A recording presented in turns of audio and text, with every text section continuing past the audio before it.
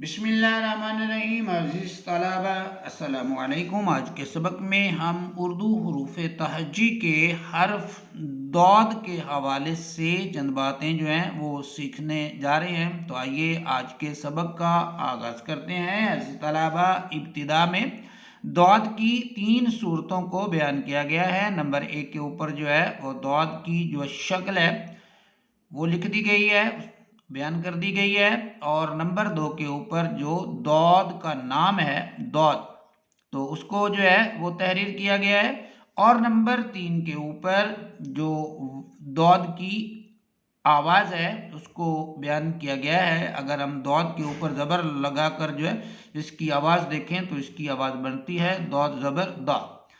عزیز طلبہ، اس کے بعد جو ضاد کے حوالے سے ہم بات جو ہے وہ سیکھیں گے وہ یہ ہے کہ اس میں ہلکی سی واو کی آواز شامل ہے، یعنی صاد کی طرح ضاد میں بھی ہلکی سی واو کی آواز جو ہے اس کو شامل کیا جاتا ہے یا شامل ہے۔ اور 5ویں نمبر پر جو ہم ضاد کے حوالے سے سیکھیں گے وہ ہے ضاد اردو کا 21واں، فارسی کا 18واں اور عربی زبان کا 15واں حرف ہے۔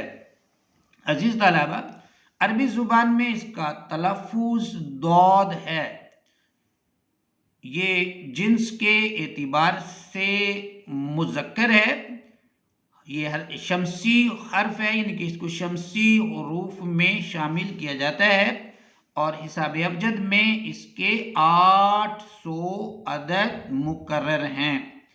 حساب ابجد میں اس کے کتنے عدد مقرر ہیں؟ 800 عدد مقرر ہیں۔ تو عزیز طلبہ، یہ تھا ہمارا آج کا سبق۔ ضاد کے حوالے سے ہم نے چند باتیں جو ہیں وہ سیکھی ہیں، امید ہے آپ کو پسند آیا ہوگا۔ اللہ حافظ۔